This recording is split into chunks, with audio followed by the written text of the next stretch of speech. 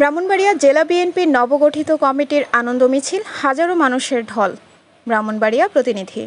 কসবা উপজেলা জাতীয়তাবাদী প্রবাসী ঐক্য ফোরামের উদ্যোগে শুক্রবার বিকেলে কসবা উপজেলা সুপার মার্কেট চত্বরে মিষ্টি বিতরণ করা হয়।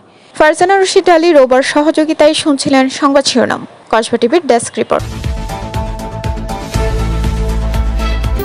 কসবা টিভি, হৃদয়ে বাংলা। ব্রাহ্মণবাড়িয়া জেলা বিএনপির নতুন পূর্ণাঙ্গ কমিটি অনুমোদন দেওয়ায় বিএনপির ভারপ্রাপ্ত চেয়ারম্যান তারেক রহমানকে অভিনন্দন ও শুভেচ্ছা জানিয়ে জেলা বিএনপি অঙ্গ ও সহযোগী সংগঠনের নেতাকর্মীরা আনন্দ মিছিল করেছেন। জেলার বিভিন্ন উপজেলা থেকে নেতাকর্মীগণ ঢাক ঢোল পিটিয়ে বিভিন্ন প্লে কার্ড হাতে মিছিল নিয়ে উপস্থিত হয়। এতে হাজারো জনতার ঢল নামে। বৃহস্পতিবার 15ই মে বিকেল 3টার সময় শহরের নিয়াজ মোহাম্মদ উচ্চ বিদ্যালয় মাঠ থেকে আনন্দ মিছিলটি বের হয়ে শহরের প্রধান সড়ক প্রদক্ষিণ করে শহরের ট্যাঙ্কের পাড়ে এসে শেষ হয়। এ সময় সংক্ষিপ্ত সভায় জেলার সিনিয়র নেতৃবৃন্দ বক্তব্য রাখেন।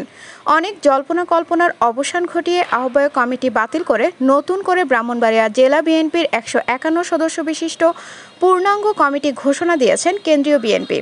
পূর্ণাঙ্গ কমিটির সভাপতি ইঞ্জিনিয়ার খালেদ হোসেন মাহবুব শ্যামল ও মোহাম্মদ সিরাজুল ইসলাম সিরাজকে সাধারণ সম্পাদক করা হয়। শুক্রবার 9 মে বিএনপির সিনিয়র যুগ্ম মহাসচিব রুহুল কবির রিজভী স্বাক্ষরিত এক প্রেস বিজ্ঞপ্তিতে ব্রাহ্মণবাড়িয়া জেলা বিএনপির 151 সদস্য বিশিষ্ট পূর্ণাঙ্গ কমিটি ঘোষণা করা হয়।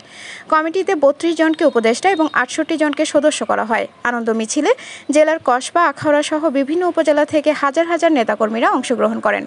কসবা উপজেলা জাতীয়তাবাদী প্রবাসী ঐক্য ফোরামের উদ্যোগে শুক্রবার বিকেলে কসবা উপজেলা সুপার মার্কেট চত্বরে মিষ্টি বিতরণ করা হয়।